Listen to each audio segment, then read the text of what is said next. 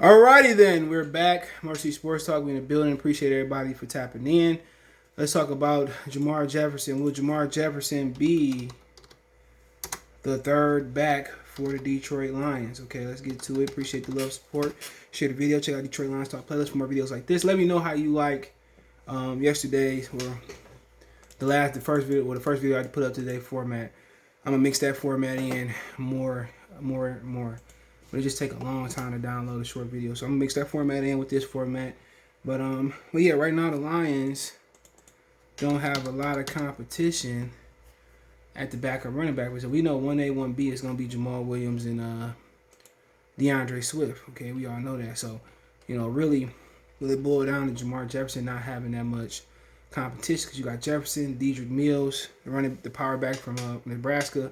You got DeAndre Swift, Michael Warren II from Cincinnati, Jamaal Williams. So what it boiled down to, we know Swift and Williams are going to do their thing, but historically the Lions have not had a lot of success at keeping their running backs healthy. So that's been a huge issue throughout the timeline for the Detroit Lions. And you look at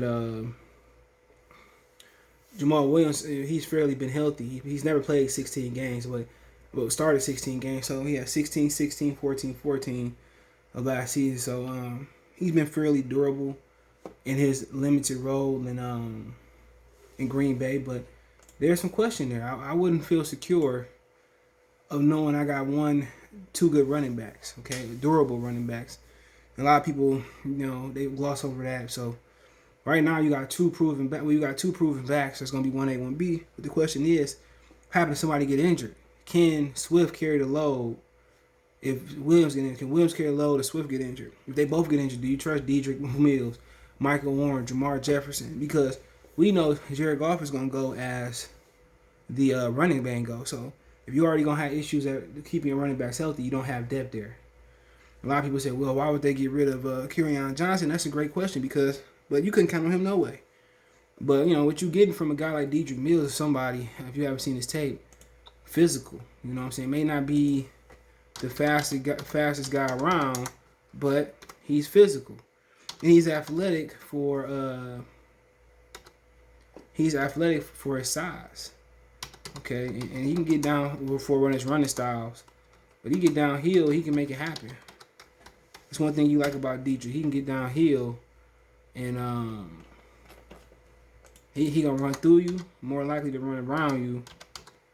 But yeah, he's a guy to keep your eye on. He's a guy to keep your eye on, man. It's a guy that can make some noise, man. And but we seen in other situations, Terrell Davis. We had some other guys through our history that may not have been drafted, but they turn out to be hell of a ball players. But there are some issues here. There's some issues here to understand why they don't have anything sold up behind Williams and Swift. And this is Williams' first time trying to compete to win 16 games. And maybe they look at it this way, Maybe they look at it like, you know what? We got 1A, 1B. They're going to split the carries. They're going to be healthy. If one get injured, the other one can carry the load. Maybe they look at it that way. Do I look at it that way? Historically, no. Brad Holmes hasn't been here, so he don't know the issue from keeping backs healthy. Or just keeping them consistent. That's been a huge issue. Even when Joey Bell and Reggie Bush was doing their thing in the backfield, they started fucking fumbling. Remember the snow game in Philly? And Joey just started fumbling, and Reggie Bush started fumbling. He fumbled his way. He barely got to the 1,000-yard mark. That's why we don't even count that 1,000-yard season. So for how important the run game is, it seems like they counting on the offensive line to create holes. But historically, we ain't been able to keep guys healthy. That's the issue. I don't know much about Michael Warren at all. 1-year player with serious, played at Cincinnati. Had a stint with the Seattle Seahawks. He played, with the football team. Played one game. So they count. They put in a. If I had one wish, we can. They put in a one wish. They put in a one wish into the offensive line, Williams and Swift. and Duke Staley being able to coach him. This is risky. Risky to be going in. And maybe they say we get Todd Gurley, but then again, that's risky. Historically, he's been not healthy. So if Williams and Swift don't do the job, man, it's going to be up to Dedrick Mills. It's going to be up to Michael Warren the second. It's going to be up to Jermar Jefferson. I think everybody's looking at Jermar Jefferson because what he did in college at Oregon State. You know, he's not going to physically measure out. He's not going to be able to measure out to be, you know, you ain't going to be able to measure him with, you're not going to be able to measure him with speed and strength tests, but he's a hell of a football player. Okay, at the combine, you know, with Bubba Sparks, it's getting ugly. Remember that? In here, for those who are old enough, up in here. It's getting ugly in here. You know, but speed might be an issue here, man. But we seen players play faster than they run, and he's a 7th round pick to really put on him, Warren and Dedrick Mills' shoulders to pick up the slack as the 3rd running back. That's a lot to ask, but when you look at him, he's very freaking productive. He's very productive. You know, his first year he rushed for 1,380 yards, 12 touchdowns. His second year he rushed for 685 yards, 8 touchdowns. So he only played 9 games. He played 6 games last year, obviously due to what happened. He rushed for 858 yards in 6 games. So, you know, he was pretty much on his way rushing. He was on his way for rushing for like 1,700 yards if it wasn't for the shortened season. So, I mean, he's very productive. And you look at his tape, and he's a very good football player.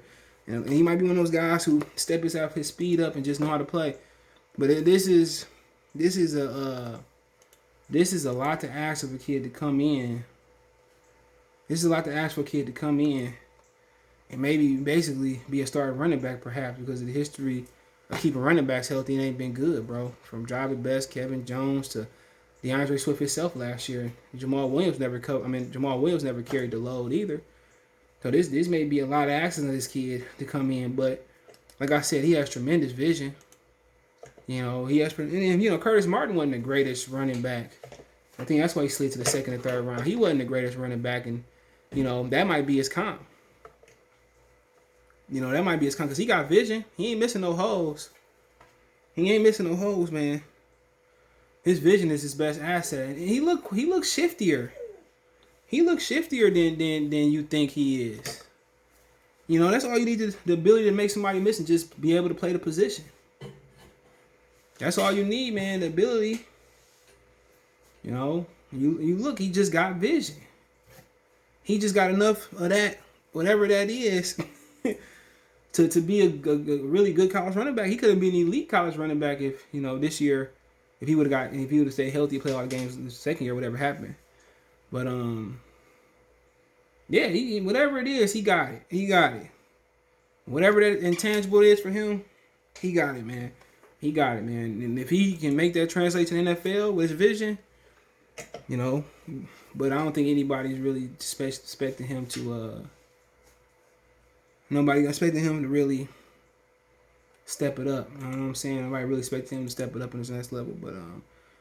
But yeah, I mean, you know, they count. I mean, you got 2 good running backs, but nobody ever played 16 games in this league. That's crazy, man. That's very, very crazy. But and Swift, they just love drafting little running backs, man. I know. I didn't understand that.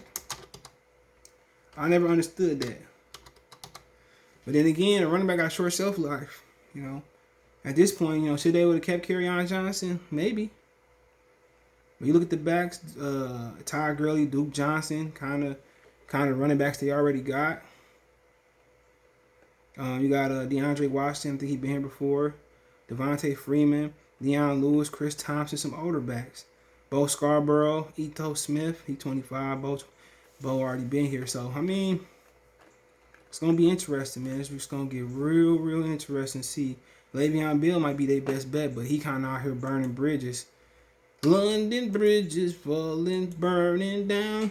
He burning bridges left and right. But hey, let me know what you think. Feel me on Facebook, Instagram, Twitter. You can reach out if you have a business question, inquiry, sponsorship, video plus all our social media subscription. Twitter's the fastest way than Facebook than Instagram. You can reach out anytime. When I advertise a business channel, video request, chop it up. whatever it may be. Want to make a financial donation? Cash App CJ Good 313. It's in the description. PayPal link there as well too. Appreciate the love, support. One time. Peace.